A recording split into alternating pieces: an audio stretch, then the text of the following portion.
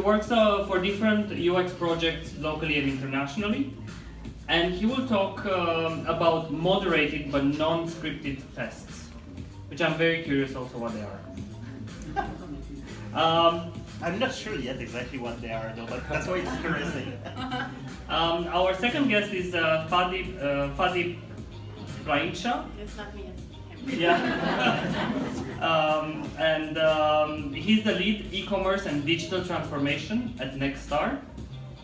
He helps companies with a digital transformation by guiding stakeholders through every strategic decision. Also, he uses a testing tool to inspire change, provide insights, but also accelerate innovation. And the last but not the least, Marie-Lyse, she's my colleague here at Intact Lab. She's a senior UX strategist.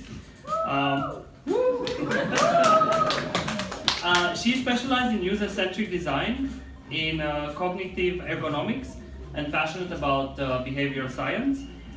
She's well known at the lab as for her guerrilla testing approach with low-cost prototypes.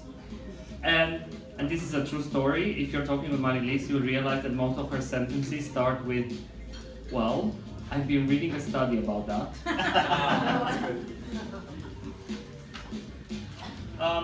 So don't be shy to, I have a second microphone, I will give it to somebody in the room. Don't be shy to interrupt us or to just raise your hand. Raise your hand if you have. Can you stop the music?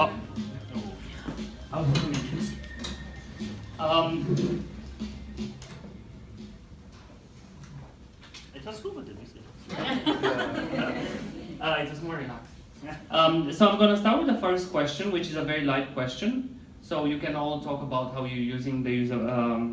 So, what is your most used and favorite tool or method for gaining insights? And just talk a bit about it. I think, and as you were mentioning, we get involved in digital transformation. So early on, we need to get a lot of insight from both the C-level and the customer as well at the same time. So we actually developed a method because, as you mentioned, we became growth hackers before the word was a buzzword. Okay, so definitely, what our customers or our clients want us to do is to basically accelerate the process of introducing a new feature or a new service online in a matter of weeks now. It's not even a matter of months. Recently, I was telling you to Raoul that we had to basically launch a sales reward program for one of our clients in 4 weeks. So how do you do that? How do you validate with a C-level that it's a good idea? Because sometimes the opportunity, as you were saying, Janelle, we have to assess the opportunity first. Is it going to bring us some ROI? And at the same time, will the users, the agents, be using this famous tool that we wanted to use? So what we did develop is actually a combination of two tools. First of all, we call it like a concept prototype. It's one of my favorite because we can develop this concept prototype in about 72 hours. It takes us 72 hours to take the concept, to put a little branded story behind it, to develop an interface, to actually use video, to create a quick presentation. It's like a pitch that we use to actually go in front of the C-level and validate if we have an adéquation. Does it adequate with the the project that they had in mind? You see, so this allows us to pitch it very, very, very quickly with the C-level and get some insight. Somebody mentioned the customer service. Excellent. It's the first, I would say, the first group, the first stakeholders. We did the same and developed in a matter of a week a functional prototype.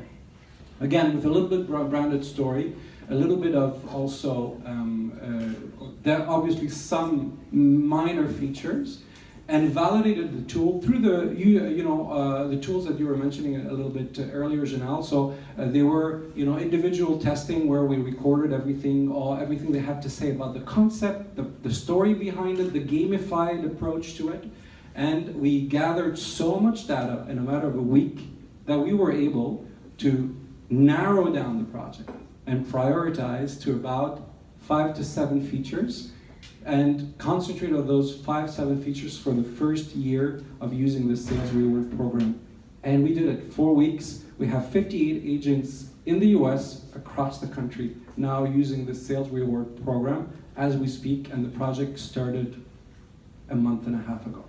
So I think those 2 prototypes, one with which for the C-level to understand quickly the interface, how to interact with it, and to give us real feedback of what they have, plus a functional prototype that is tested, through those individual interviews using the new technology without having to necessarily go and do some one-on-one interviews on location, gave us amazing insight.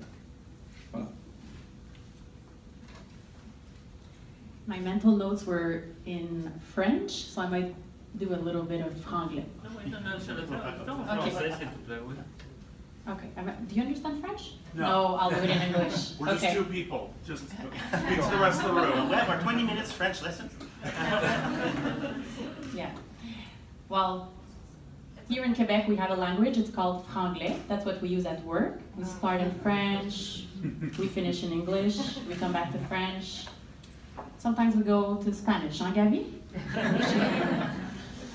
So 2 of my favorite methods of, actually one is a way of doing things.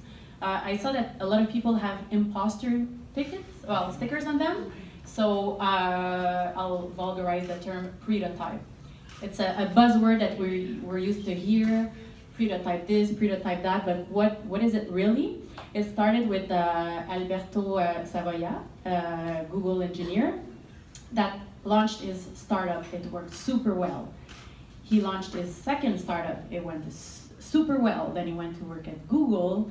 Then he left to start another startup, and everything failed. So he started to study the failure. Why do projects fail? Why don't customers want that product or that product? So if I take an example, let's say Pepsi Clear. You take a lot of customers, you put them in a room, you do a focus group, you say, hey, with Pepsi Clear, your Pepsi will be, there's going to be like 30 less chemicals, it's going to be almost like a water. Everybody's like, oh, it's more healthy, I'll buy this. And what happens when they launch it? Nobody buys it. It's not black, it's not Pepsi, nobody wants it. What happens when McDonald's starts their McSpaghetti? They came out with a new product called McSpaghetti, total fail. Google Wave, total fail. So why they're interesting products? So basically what he said is it's different to have an idea and opinions than to have data. So let's say you have an opinion, you have to sell it to, as I mentioned, the CEO or anything. You're not going to be credible with opinions because an opinion can be destroyed, an idea can be destroyed. So a prototype would be a very quick way to prove your point. Let's say make spaghetti. What they could have done, they could have written on their menu, oh, we sell spaghetti, make spaghetti this week. As of now, McDo sells spaghetti. And every time a customer would have came, they could have said, sorry, we're out. Oh. And there's a customer. Thank you very much.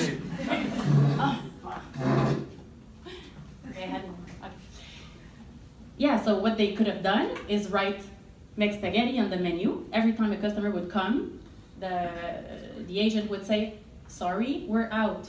And they would note, 1 person asked for the product. And if there's only 2 persons asking for that product after a week, well, total, we don't put out that product. We don't go with marketing campaigns and big budgets. We just kill the idea. But if there's, I don't know, 40 requests in the first day, then you might want to start serving spaghetti, but only in one McDonald's at that location. And the thing is that what you want to measure is that if people want that spaghetti, it's not just one time. You want them to reuse your product. So what you're going to say is it your first time trying the spaghetti? If it's their first time, second time, third time, now you can expand, now you can sell McSpaghetti in all the McDonald's. So the idea of prototyping is really to take a cheap way of doing things to test not the usability. Well, I know we're talking about usability testing today, but it's really, sometimes we forget about testing the idea, the concept. Do people want that concept? Do people, is there a demand? Is there interest? And like Google Wave, there was an interest. It was supposed to replace the email. It was such a huge thing, and people did use it, but one time, not 2 times, not 3 times. So what happened? There was nobody was asked if it was going to serve a need, a customer need. So we recently did a little research project, and what we did is we wanted to compare 2 insurance offers. One static, you just get a price. You go, you do a quote online, you get a price. And the second one, you do a quote, but you can actually customize your quote and play with the amounts. So before doing the big prototype, using Azure, but advanced functions to do the instant rating, you type in that formula and then the price changes and blah, blah, blah. We just want to know if it's going to work, if people want it. So what we use is guerrilla testing. I don't know if you heard of that. Guerrilla testing is guerrilla style. You go out in the street and you test your product. So very fast, we put some icons on cards and we transpose that in a quick wireframe, on-off buttons, no instant rating. So we had a calculator next to it instead of programming the whole thing. And we went in coffee shops. To make sure not to introduce any bias, we did one in Pointe-Claire, which is very Anglophone, very, let's say, a little bit more wealthy. Then we went to a coffee shop, a few coffee shops and in the street near Metro McGill. And it was not only I as a UX, but it was also with, we work, of course, at ATAC, we work with actuaries. So the actuary actually put his sneakers on and he came in the street with me. Hi, sorry, we're gonna test the product for a coffee. Are you? Okay, you have to be prepared for that. Like, oh, you're very annoying. And the actuary's like, okay, hi. And you hear like, go get a job. So you have to be prepared for that, especially around McGill Metro. So what we did is, I think we spent like $150 in free coffees. So we went to see coffee shops, they gave us coupons. Hey, do you want to answer a few questions for a free coffee, a free latte? People were actually very receptive, and we collected more feedback than not more feedback than user testing sessions, but different feedback.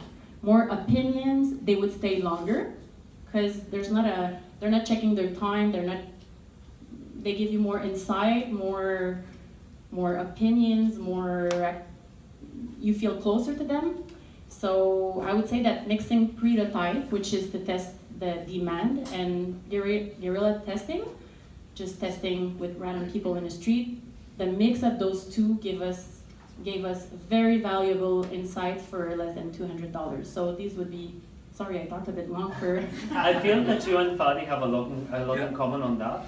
But before we go into this very quick prototyping, low budget, I would like to really hear more about non-scripted tests. C'est super cool mon affaire en fait. Again, make it true. Mais un des problèmes que j'ai, je fais beaucoup de tests d'usabilité depuis très longtemps, puis des fois avec des clients avec qui je suis depuis très longtemps. Un de ceux-là que vous connaissez, c'est la presse. J'ai fait des tests sur des prototypes des premiers jours jusqu'à aujourd'hui. Puis arrive un moment where what you're actually testing c'est complètement développé. Les utilisateurs, la clientèle connaît très très bien le produit, puis là tu te mets à travailler avec des évolutions. Tu te mets aussi à travailler des fois avec des nouvelles fonctionnalités, des nouveaux services qui peuvent être super importants, qui peuvent être mission critical, et donc tu développes ton plan. Il y a toutes sortes de stratégies, ça peut être du remote testing, ça peut être modéré ou non, il y a plein de façons de faire, puis on en a fait beaucoup. Mais ce que j'ai commencé à découvrir récemment, dans ce cas précis-là, c'est que les gens qui venaient faire les tests étaient des lecteurs assidus. de la presse. Donc, ils connaissaient très, très bien le produit, ils connaissaient inside out, en fait. On leur présentait quelque chose avec un plan de test, avec un script, des questions, là, vous voyez venir. Ah oui, bon, mais c'est devenu, blabla, c'est pas vous qui êtes testé, c'est vous qui testez la chose, et tout le kit. Et puis des questions de genre, bon, imaginons que vous lisez la presse plus et vous cherchez, vous avez entendu parler de X, Y, Z, blabla. Et là, tu commences ton script, ton plan de test. Et je ne sais pas si vous avez... Bon, il y a deux choses. Premièrement, c'est que des fois, les plans de test ne sont pas aussi bons qu'on voudrait. Des fois, in the question, we're actually giving kind of a hint about what is the expected answer as well. C'est comme un peu... Hein?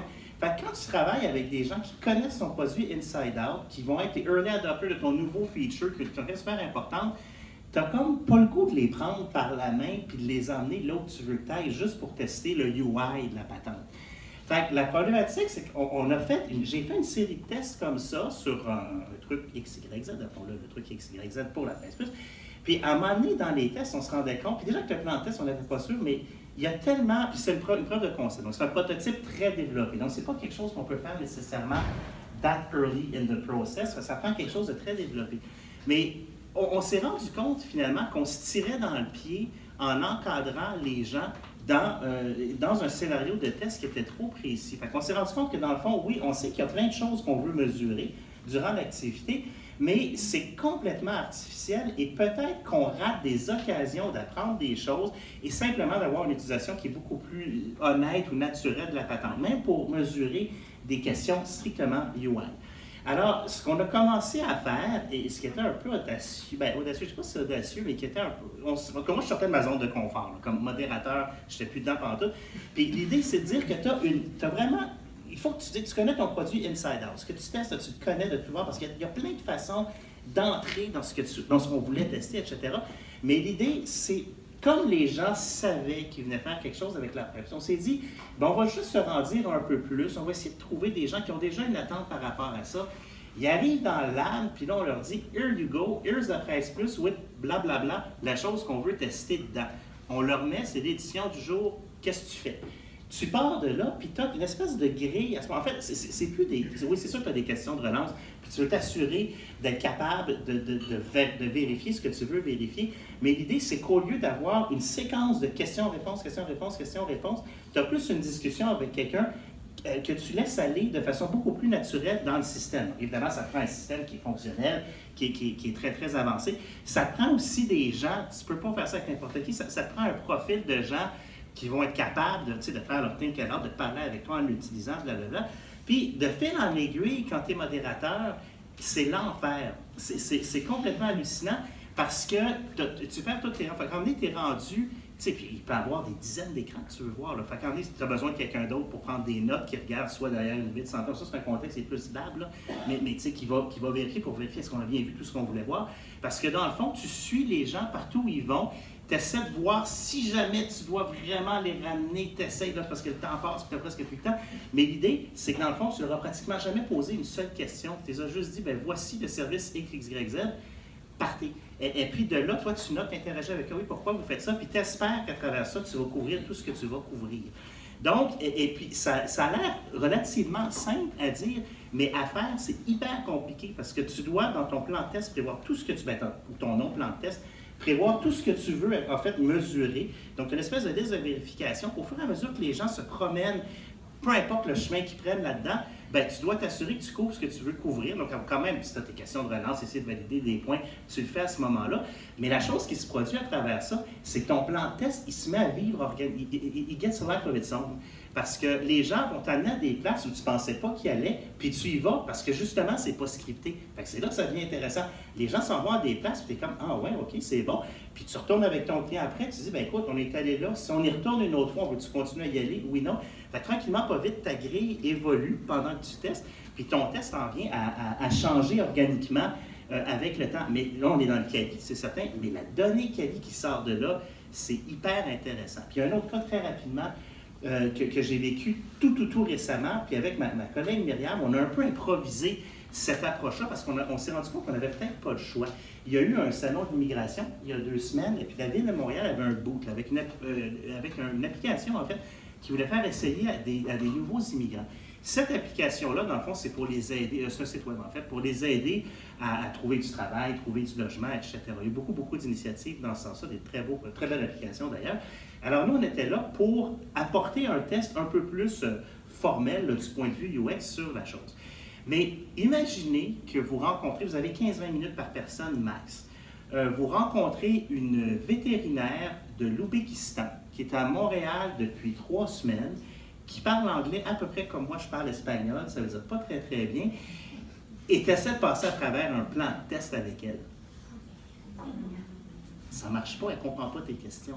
Elle est capable de lire l'app, par exemple. Fait qu'on est-tu capable de lui donner le site web, de lui donner l'app, de la regarder, de lui faire comprendre un peu qu'on veut son feedback là-dessus, puis d'essayer d'aller sortir le plus possible de rétroaction en la regardant aller, en étant hyper concentré, en essayant de lui poser des questions ici et là sans trop être intrusif. Et puis en fait, ça s'est avéré super intéressant parce qu'on a décollé, c'est sûr qu'on n'a pas pu couvrir tous les points qu'on voulait couvrir avec cette clientèle-là, mais par contre, il y a plein de choses qui sont ressorties de ça, autant dans des pistes d'amélioration qu'aussi dans des qualités. Puis la personne est là, elle regarde, t'arrêtes, elle te pose une question, puis il y avait une espèce de groupe d'entraide, toute l'équipe. Puis, à un moment donné, elle regarde ça, puis elle dit, ça, là, est-ce que c'est en ligne ou c'est en personne? Donc, la question venait de valider que tout ce qu'elle faisait depuis 5 minutes, elle savait exactement où est-ce qu'elle était, elle savait exactement ce qu'elle faisait. On n'aurait jamais pu avoir ça si on était resté collé au script, on aurait fait 2 questions, c'est tout. Par contre, est-ce qu'on a réussi à couvrir tout ce qu'on aurait voulu couvrir avec ces gens-là? Pas nécessairement, mais la qualité de l'input qu'on a eu, par exemple, ça, c'est de l'art en part. Ça nous a amené sur des terrains où on ne pensait pas aller, en fait. Puis c'est des gens eux-mêmes qui nous amenaient là. C'est un peu ça l'idée du truc qui est quand même un peu scripté en arrière-plan, mais c'est que tu pars avec ton utilisateur, puis je dirais advienne que pourra. What I find interesting is that each one of you actually talked about different, getting insights in different stages of the process. And I would like to hear you a bit because you're actually using the insights to prove value. Inside of to prove value of a product or to prove that there is no value. Absolument, mais je vais parler aussi en français. Oui. Il est tard maintenant, c'est le temps de switcher en français. Oui, moi je pense que c'est essentiel parce que aujourd'hui, surtout dans le contexte dans lequel je travaille avec mon équipe, on travaille avec des entreprises manufacturières, beaucoup. On travaille avec des entreprises aussi dont la maturité web ou numérique n'est pas forcément celle avec laquelle on a l'habitude de travailler. Oui, j'ai travaillé avec les Keurig, les Silard de ce monde et ce genre de clients-là où on a quand même une maturité numérique héritée, soit de l'équipe américaine, soit aussi de l'équipe ici, parce qu'on va chercher les meilleurs. Ce n'est pas toujours le cas quand je fais face à un président, une présidente qui fabrique de la machinerie lourde qui se vend en B2B. Hein? Donc, ils ont des idées, ce sont des grands ambitieux. Au Québec, on a des manufacturiers extraordinaires, allez faire un tour, qui vendent énormément aux États-Unis, n'est-ce pas? Mais ils ne vendent pas assez, donc ils veulent quadrupler, quintupler leurs entreprises. Ils trouvent des idées, des fois loufoques, folles, mais très intéressantes. Mais il faut prouver que ça va fonctionner. Parce qu'ils vont dépenser des 50, des 100 000, des 200 000, des 400 000, des 800 000 $ à développer un peu leur How do you marketing. convince them? How do you convince them To do to testing? really, yeah, not to do the testing, but this idea to actually bring them to the market or realize what is the I value don't market? need to convince them, I need to slow them down. Ah, okay. That's what I need to do. First of all, I need to slow them down. Because most of them will be, hey, make it happen in a month. Come on. First of all, e-commerce-wise, online, you know that it's all about the logistics and the customer experience, right? You said it before. Half of them don't even have the logistics behind. So yes, I would like to launch your e-commerce to sell your parts to the US. What about customs, legal, transportation? Are you set up? Let's talk about that first, and then we'll talk about the rest, you see? So I need to actually use some, because I don't want to tell them it's a bad idea. I just want to actually listen to them, because that's the first rule. Second rule, develop something very quickly, and we're not developing. We're making an interface in Photoshop. We make it prettier maybe than a wireframe or Axure, etc. And we film the experience. And we actually, in the film, we actually get also the operation part of it, not only the on-screen part of it. Okay, we need to deliver something in un camion frigorifié. Ça m'est arrivé récemment. Ça se fait pas tout seul. Hein? Donc, on fait ressortir ces éléments-là devant le C-level, puis regarde ça. Okay, I hadn't thought of that. So it either stops your project for a while, I don't mind that. You see, I lose a little bit of business, but it doesn't matter because I gain in the long term. Mais en même temps, ça me permet rapidement aussi de déceler des opportunités extraordinaires parce que beaucoup de ces CEO et de ce C-level sont des grands ambitieux avec des grandes idées.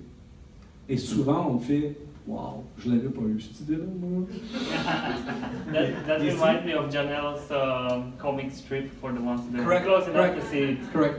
But it ends up being different, as Janelle was showing with the tire at the end instead of the swing or whatever. It ends up being different, but at least in a matter of 72 hours with almost no budget, we're able to face the C-level, the committee de direction, and say, okay, let's do it. How much? And we also, don't forget, we're business strategists at the beginning, so ROI is key. We always come up with a P&L, high level, and say, okay, this is what you're going to gain. It's going to cost $200,000.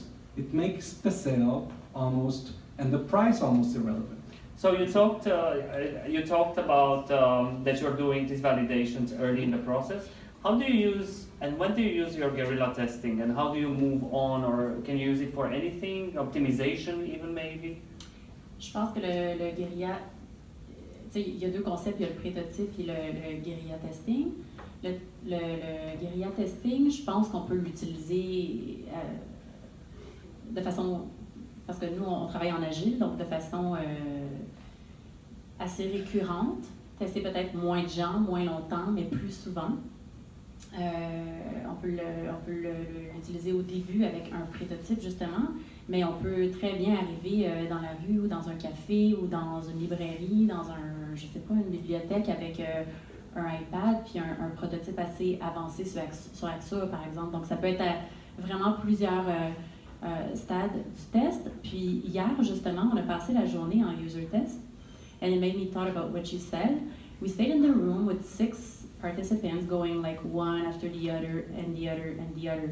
And we were at a stage where we're at the kind of beginning, like between wireframing and graphic design and starting to program. And after like 3 participants, we had to change something. Like we couldn't, and my colleague said, I cannot watch that anymore. Like we know we have to change that.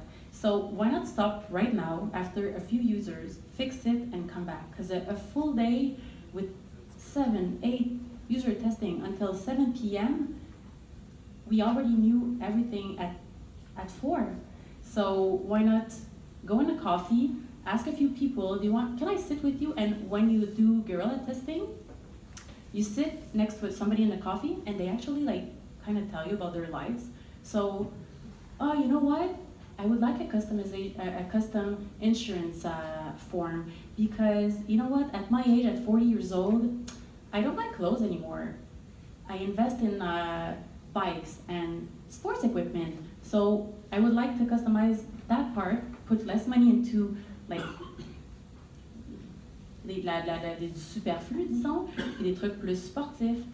Mais j'aurais pas su ça en user testing que le gars, justement, il regarde sa montre. Fait que c'est une espèce de relation presque amicale que tu as presque l'impression que, hey, je peux t'ajouter sur Facebook à la fin, tu connais la personne.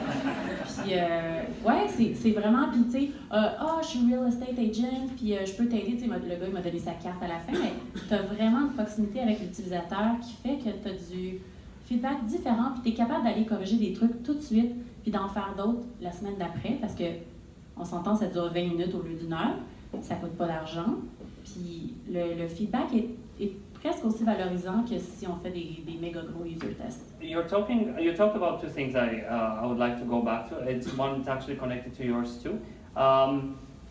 You're talking about we did moderated testing yesterday at the lab for a product. So we've done, I don't know, a year ago, we've done some moderated testing, and in fact that means we had testers coming in the lab, and there would be somebody next to them, and they would play with the prototype. And there was this lady, and we were testing a mobile application, and this lady came and she said she's really savvy when it comes to mobile. She's using a smartphone for a very long time. And we were like, great. She was in her field, great. And we gave her the iPhone to use our prototype, and she got stuck at the date picker. And she got really, really frustrated because she didn't know how to use the date picker on the iPhone, because she's used with Android. So what we've done, because we had another 4 testers coming, we ran back at the lab and we duplicated the prototype, and we did one for Android, because it was so hard to see somebody failing at something that it should be so easy to use. There was a question in the room earlier, and that's a question for both of you. People were asking what reward do you give for people that are doing doing user testing, especially if they are just on the street or in a bar. What type of rewards do you use? L'important dans un test guérilla, c'est oui, d'établir une connexion, puis de faire en sorte qu'on les apprécie, de montrer un signe d'appréciation. Ça peut être le matin, là, quand tu t'en vas travailler, puis tu vas offrir un café au lait, il y a beaucoup de gens qui se disent « Oh non, pas le lundi, pas le mardi, ça va juste être le vendredi, mon café au lait, là, je vais me payer la fête avec un 5 $ de mousse sur le top de mon café. » Mais tu sais, quand tu te fais offrir un café au lait le mercredi matin, t'es content. C'est des petites choses des fois qui font plus plaisir qu'un 120 $ parce que t'as passé une heure de trafic pour aller dans un user test. Tu sais, la personne est là, à ce moment-là, en train de prendre un café ou en train de lire un livre. Fait que ça la dérange un peu moins, puis tu sais, tu t'assois, tu peux dire, est-ce que je peux Je vais être gentil, je vais t'offrir un scone avec ça. Le gain fou! Ça t'a coûté 10 $. Alain, quels sont les rewards? Qu'est-ce que tu utilisais? Ça dépend vraiment. Dans le cas de la ville de Montréal, c'était des gens qui étaient là, puis c'était goodwill, puis c'était un peu, pour les gens, les immigrants qu'on a rencontrés, c'était du give back, et puis c'est un peu pour s'aider eux-mêmes aussi. Fait qu'il n'y avait aucune compensation, on interceptait les gens, puis vous du like, tout ça. Non, c'est pas vrai, il y avait des billets de spectacle. C'est vrai, il y avait des billets de spectacle qui étaient donnés, mais on n'a pas eu assez de billets de spectacle. Il y a plein de gens qui venaient quand même pour faire les tests et qui n'avaient pas de compensation, mais qui le faisaient simplement parce qu'ils avaient le goût de voir c'était quoi, puis qui étaient tout à fait disposés, dans le cas présent, à donner leur feedback. Dans des tests plus formels, comme a bit to your point, when you were talking about the compensations, on est dans le très qualitatif, on n'a pas des tonnes de gens, on veut regarder plein d'affaires avec eux. Ça peut être assez affecté, ça peut monter dans les $100, $150, ça dépend du contexte, but they show up. Et puis la clientèle est intéressante parce qu'on rencontre des gens qui viennent à 6h30, 7h le matin. Il y en a jusqu'à 9h, après ça tombe mort, il y en a 2-3 à l'heure du lunch, après ça tombe mort, puis là ça va de 7 jusqu'à 10h le soir. Fait que ça, c'est un peu les horaires de travail des gens. Donc ça, c'est des clientèles qui vont chercher des trucs plus... c'est plus formel, si on veut. Puis c'est drôle parce que tu parlais de tes tests de grippe, ça m'a rappelé un flash de test que j'ai fait il n'y a pas super longtemps, puis j'avais pas réalisé que déjà ça commençait à être un peu moins scripté en fait, puis c'était très guérilla, c'était avec Air Canada. Et puis je vais revenir sur les compensations parce que c'est intéressant, et puis c'était pour l'application mobile pour le choix de siège. Le choix de siège pour une compagnie aérienne, c'est une business dans les 7 chiffres. C'est hallucinant l'argent. Ben, vous savez, le prix des billets baisse un peu, mais s'ils peuvent te vendre ton napkin, ils vont te vendre ton napkin. Fait que, tout est comme ça. So the value of selecting and buying, putting $10 for a seat on the plane is shitload of money. So, ils testaient cette application-là. Et ce qui est intéressant, c'est que pour faire ça, il y avait un prototype qui était là il y avait différents téléphones en fait, Android, iPhone, tout l'équipe. Et les gens qu'ils ont invités étaient des membres aéroplans known for being pretty vocal about how pissed off they were by Air Canada. So, on avait avec nous des gens qui venaient dans le lab qui étaient comme, OK, so you're Air Canada, you call me, you want to show me your new app. Are you fucking kidding me? You know what's your app is like? So anyway, they would start, okay, fine, let's go. So we're trying to improve it. So here's a prototype of the new one. And let's say that just book a dummy flight, blah, blah. And they were all, je vous disais, ils étaient tous des membres aéroplans, Elite, Silver Elite, blah, blah, blah, tout le kit. Et puis, Ce que Air Canada faisait pendant ce temps-là, c'est que dans le fond, tout ce que je leur disais, c'est book your flight, do whatever you normally do, that's it, sur là. Puis ce que Air Canada faisait, c'est quand ça fait 3 fois qu'ils entendent le frequent flyer, basically, à cet endroit-là, c'est comme, OK, submit there. Il y avait un intégrateur, un designer qui était dans le lab, on change l'affaire, on push, on fait le changement, puis on check pour les 3 prochains, OK, oui, ça marche-tu, c'est mieux, on a-tu des progrès? Je ne sais pas si c'est très scientifique. Puis d'ailleurs, je ne sais pas si c'est des gens qui vont venir demain à tout le monde US, mais je pense que c'est un des sujets qui va être abordé. Maybe we're making ourselves think that we're really methodological and serious, but maybe we're totally wrong actually. So, il faut faire attention, là, parce que, tu sais, les trucs à l'Air Canada, ça a marché, ils ont fait des changements après, l'appli, elle fonctionne maintenant, puis je sais qu'il y a des chiffres qui sont là, mais c'est risky business. Et ces gens-là, pour répondre à ta question, leur compensation, c'était des 1000 aéroplans. Fait que c'était simplement un bon paquet de 1000 aéroplans. Puis c'est très, très drôle parce que les 1000 aéroplans comptaient pour atteindre ton status. Fait que quand tu es élite, puis il te manque juste 20 000 à 1000, puis il te reste comme 2 semaines pour aller chercher ça, puis tu es là dans un test. But you know what, you were mentioning that if we are really really truly scientific or methodological in our approach, I think that's why the imposter tag is super popular in the room. Because when we are in a development process, you tend to have more than one hat, but you cannot be a specialist in everything because you just cannot be a specialist on everything. So then you need to be imposter in certain roles. So some people are much more of an imposter when they do user testing or when they do gain user insights because they are much more focused on wireframing maybe, or maybe implementing and getting the team excited to actually produce this product or designing itself, the interface of it. So I would like the public to call us imposters with their questions. I just want to add something. Yeah, go. Concerning the compensation, it really depends on the type of profiles also. For example, yesterday the test we were doing was with entrepreneurs. It was very hard to recruit. We're doing a business with a recruiting firm. It was almost impossible to recruit them with $60. A little bit like you were talking with dentists or doctors. $100 was not enough. So then the recruiting firm said, I think you gotta go higher. So yeah, so $60. we ended up paying a little bit more than $100. And there's still one person that didn't show up. So the compensation really varies on if you're very busy, you're doing over, like you see the profiles on the sheet you receive. We can learn that from Chanel's, that we can donate the money to their favorite. Yeah. That's such a good idea. Because if you see that they're making over 100K on your sheet when you receive that you receive from the recruiting firm, then $100 is, you know. I agree. I would like to turn it to the public. We will take 3 questions, so we have time to enjoy another glass on the terrace. I have a question for the gorilla thing. Can you? The gorilla. Oh. Is it on the microphone? The gorilla? I think that's... It takes a while for the microphone to start. Is there any place that you say, okay, this place is not allowed because of legal things? Or Yes. Because, Yes. anything? It's called McGill Metro. Do not go there. Because, I don't know if you walk by in Les Ailes La Mode. Because you have a McGill Metro where you pass and you're like, do you want the bell, blah, blah, blah, Black History Month, do you want this, you get solicited so much that Les Ailes La Mode banned that type of, soliciting. So if you go to Les Ailes La Mode, it takes about 2 minutes. You're like, wow, it's so calm. People actually answer your questions. They're not bothered. And then you have that security guy saying, you have to leave now and you cannot finish your test. You have to leave right now. So you're in the middle of your test and you're like, I'll give you 2 coffees if you follow me to McGill Metro, because there's a limit between like Les Ailes La Mode and Metro McGill, so you can be on that side of the door, but not on that side. So you're just playing nice and you say, do you mind like continuing outside? And they followed me. They ended up saying, we wouldn't have followed you if you weren't a girl, but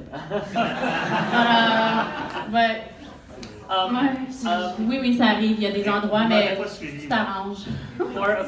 For that, C'est pas les gorilles. well, C'est pas vrai. it doesn't take long to actually ask permission too. If you have somebody that can ask permission from somebody's place, just ask permission, Ouais. and at least they will know and they will not be surprised. Ouais. Mais juste une petite- c'est que quand tu fais, ben nous, quand on l'a fait la dernière fois, tu le sais pas vraiment où tu vas tester. Tu te dis, on va aller à ce café-là, on va aller. Tu es tellement occupé à dire, on va demander au propriétaire, on va avoir des coupons, pour payer. T'oublies, tu veux pas non plus tout embarquer dans la logistique. Fait que finalement, on a changé d'endroit, puis c'est correct, parce que ça devient beaucoup de logistique si tu veux faire à plus. Tu veux pas trop introduire de billets, donc tu veux pas faire tous tes tests au même café avec tous des étudiants de McGill, disons. Donc, faut au pire, tu pars, là, parce que sinon, ça devient aussi long que faire un vrai test. Are there other questions in the room? Well, maybe I'll ask a question. So, when you're doing your guerrilla testing like that, what are you testing? Like you're testing things like, thanks. What are you? So the question was, when you're guerrilla testing, what are you testing? Is it things as simple as icons, and what does this icon mean to you? Because I would think that larger contexts it become very difficult because a lot of times it needs to be contextual. Right? Well, there's a very known, I'll answer your question in a second, I just want to give an example. There's a known example, you guys probably know it. It was IBM that came out with the idea of speech to text. And all the C-level said, oh yeah, everybody wanted to buy that technology, and IBM's like, we don't know if we should build it. So basically what they did is that they offered a computer to that C-level. The C-level came to test that speech to text. But instead of putting money into it, they put a very rapid typer in the back. And they said, okay, talk, and there was a mic. The rapid typer would be like, and then the answer would, the sentence would come up the screen. So, wow, that works. So they all did the test, and at the end they're like, I'm not sure I would actually buy your technology, because people hear what I say, I cannot speak loud, this and that. So they ended up not liking the idea that much. So it couldn't be very complex, but you simplify it with prototyping. Or, to answer your question, the last test we did was testing if people would like to customize their insurance offer or just rather get a static offer. So we actually built AXA wireframe, but in maybe 4 hours, not even 3 hours. So title, on-off button, title, on-off button, do you want to play with it? Not the real values, simplified icons, simplified insurance, even, it was, a kid could have done it, but we still gathered insights. So I think you can test almost anything from an icon to a complex system, but maybe you have to use a bit of prototyping to make it simple. Does anybody else also want to answer the question from your insights? Do you have anything else to add? Well, I tend to agree with you. The idea is being lean and mean, and the idea is to actually test drive some concept on the cheap as soon as possible, as quick and dirty, and that's it. So I tend to say that. However, at the same time, depending on the context, I think you could actually, there's nothing forbidding you to test drive some more exhaustive material. It's just that the setup would not necessarily be necessarily as great. However, thinking about a very old study I done years ago, still with Air Canada, it was an online booking system. It was kind of hefty back then. It was not as easy as it is today. And what we did was a kind of an in-between. We went into a Maple Leaf lounge, and we sat there for hours, and basically, Pepin, do you have time to spend maybe 45 minutes with us? And so it was kind of an in-between, a formal usability testing setup, lab setup, and a more guerrilla-ish style of usability, because we were there, nothing too fancy. There was a night tracker there back then. And so it's not that true, actually. That's interesting, because that's also context. People wait in a Maple Leaf lounge, so why not? Maybe they don't even want a reward. Yeah, exactly. They're just there. For some of them, when they knew it was eye tracking, they thought that it was kind of cool. Can I see my eye go out? So, When I was talking with Fadi earlier, one thing that I really liked that he was mentioning is that, well, no, actually, I think I was mentioning and then he was agreeing with me. That's why you liked it. Yeah, that's why I like it. You always do that. That doing this, gaining these insights are also changing sort of the conversation on the table, or when you're going in a room with stakeholders or C-level, the conversation becomes very different. Definitely, because first of all, it's less emotional, right? Because when they have such a great idea, and and it allows you also to break the bad news. Okay, sometimes you have to break a bad news and say, so it changes the conversation because you're always base it on facts. It changes the conversation because you always base it on a P&L, on ROI, or on the real things we should concentrate on. So yes, it changes the conversation, but as you said, it can also direct the conversation. We can implement such, like an innovative idea if someone is a little more, I would say on the defensive side and say, I do not want to go into this innovation, I don't see a lot of that in the people I work with, but I've seen it in the past where, for example, there was some, resistance to go mobile or responsive, and why. You have the facts, everybody's saying it, it's obvious, or there was a resistance to go after one specific market, like the small office, home office, which is a market I love, and I think there's a lot to do with this market, but some people are just not willing to listen. So yes, with the facts, it changes the conversation, absolutely. I think you were mentioning you're bringing bad news, Yeah. but actually they are not good news. I find they are good news because maybe we just saved you a couple of millions of investment and we redirected in something that will have a better return. That's based on why the we insights. keep coming back, sorry to interrupt, that's why we keep coming back. Our clients we have had since the last 10 years. Some of them, permanently for 6, 7, 8, 9 years, because often we say no, we will not do it because of that. Interesting. And that's why we stay. I will take one more question. For the guerrilla test that you performed, have you considered, or how do you remove the bias of the person asking the question? For example, let's say I'm the nerdy actuary and I ask a question. The person might be like answering in a half annoyed, but if you were like a girl and a pretty girl, then the person would probably like answer in a way that would make themselves sound smart, or answers that you want to hear. We actually wear paper bags on our head. No, actually, one thing about guerrilla testing is that you have to, you have to be honest and really explain them the situation, and you have to be completely transparent. Look, I work there, this is what we're trying to accomplish. We have a problem, this is what's happening, we don't know which option to take. So you really become it's really like human to human. Like, we have a problem, can you help us? You can even get there with a notepad so that the user can sketch and play with so yeah, it's a bit human, but it's really, at the end, the person's really almost like getting in his head and imagining himself like, oh yeah, how do I choose my insurance? How do I do that? Like, he forgets a little bit and he really, really plays the role. And I think, yeah, one way une façon d'encourager de pas justement partir sur une tangente, là, c'est vraiment, tu sais, c'est ça, tu peux le faire dessiner, tu peux le faire interagir, il doit devenir la personne la plus importante, c'est pas l'intervieweur qui devient important, puis je pense qu'il faut renverser ce rôle-là. Can I? Yeah, please. Add on that. This is a really good edit. Oh, ask that question.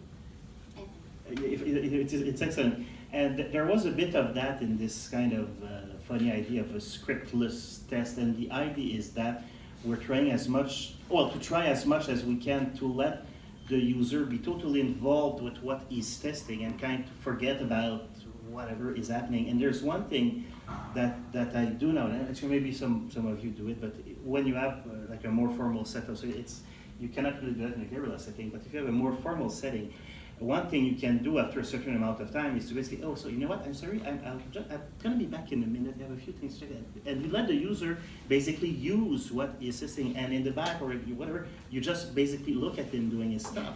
And you wait for a little while, and you wait, and It's amazing, and actually I've seen business decisions being very important business.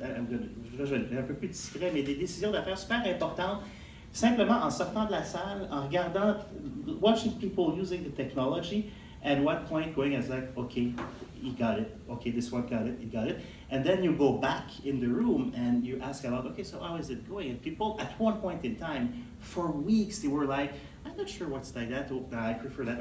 And then one day, you go back in the lab, the same thing. You go out, and you go back, and they look at you and they say, that's cool. Ça sort quand? So when you get that, it's like you don't need to ask anything else. You nailed it. And you were just not there. There was no moderator, just the user and the technology. That's it. Fadi, do you have any tips of how to remove bias in the user testing that you do? Or the insights that you make? I think I will, continue on what Marie-Lyse was saying. I think the human approach, we're breaking a lot of rules, and we started by saying that we're breaking rules, right? In the way we do testing, I've known Alain for so many years, and we were probably applying very strict rules in the past. I think the idea behind what you said, Marie-Lyse, the human approach to it, and to be connected one-to-one, eliminates maybe the superiority or the inferiority or the begging or whatever. I think it's to engage in the human contact. This will eliminate the bias, I feel. And to give, of course, and this is a basic human rule, listen. That's it. I mean, I think if you want to eliminate bias, start listening. Oh, that's a very good note to finish on, start listening to eliminate bias. I would like to thank Fadi, Marie-Lyse, and Alain for coming here tonight, and also Jamel.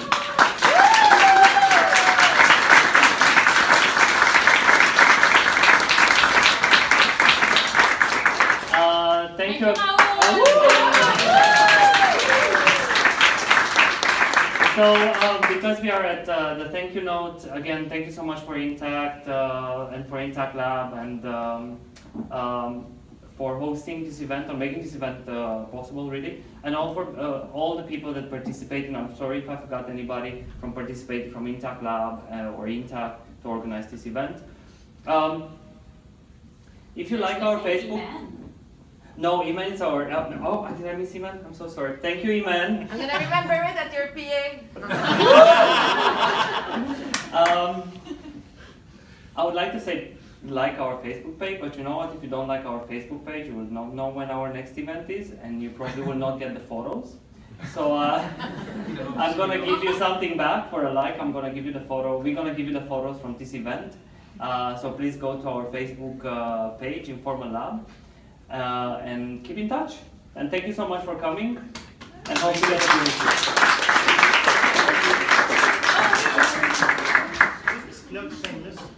Si ça vous tente, autre conférence UX demain, tout le monde UX, chez Autodesk, deux conférenciers, Jean-Marc Robert de Poily, Christian-Bastien.